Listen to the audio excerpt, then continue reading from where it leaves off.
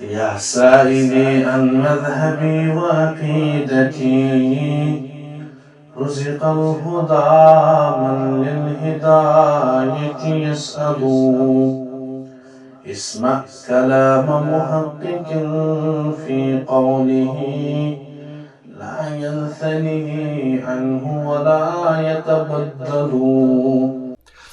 تیسرا جو بتا رہے ہیں علماء، تیسرا بتا رہے ہیں، یہاں پر لکھا ہے الفہم، اس کے بعد الحفظ، لیکن ہم حفظ کو پہلے لائیں گے. الحفظ تیسرا درجہ علم کا ہے، آپ کو حفظ کرنا ہے، یاد کرنا ہے. تو جب آپ کو یاد ہے سورۃ الفاتحہ تبھی آپ پڑھ رہے ہیں نماز میں، جب یاد ہی نہیں ہے تو کیا پڑھیں گے نماز میں؟ جب ہمارے بچوں کو قرآن یاد ہوگا تبھی پڑھیں گے، کہ جب یاد ہی نہیں ہوگا تو کیا پڑھیں گے؟ حفظ کرنا ضروری.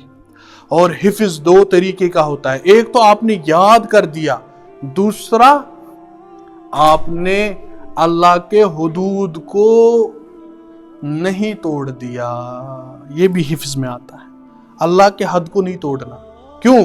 حدیث میں آتا ہے احفظ اللہ یحفظک، تو اللہ کو یاد کر، اللہ تجھے یاد کرے گا.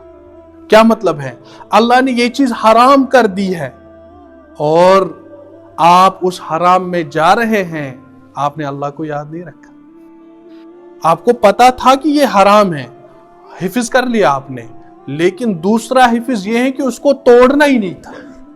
اور ایگزامپل لے لیتے ہیں، کوئی انسان آئٹم بیچتے وقت جھوٹ بولتا ہے، یعنی دکاندار جو ہے وہ جھوٹ بولتا ہے اپنا چیز بیچتے وقت.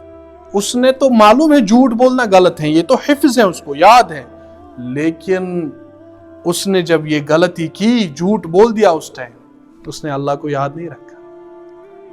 تیسری مثال لے لیتے ہیں، کوئی انسان جو ہے سود پہ پیسے دیتا ہے، سود کھاتا ہے، ربا، سود معلوم، سود پیسہ ہوتا ہے، تو اس کو معلوم ہے یہ غلط ہے، لیکن کسی دوسرے کو سود پہ پیسے دے دیے کہ میں نے آپ کو جو ہے 1000 ریال دے دیا، آپ مجھے 4 مہینے بعد 5 مہینے بعد 1500 دینا یا 1200 ریال دینا، وہ 200 سود آ رہا ہے اس میں، پیسہ خود کا.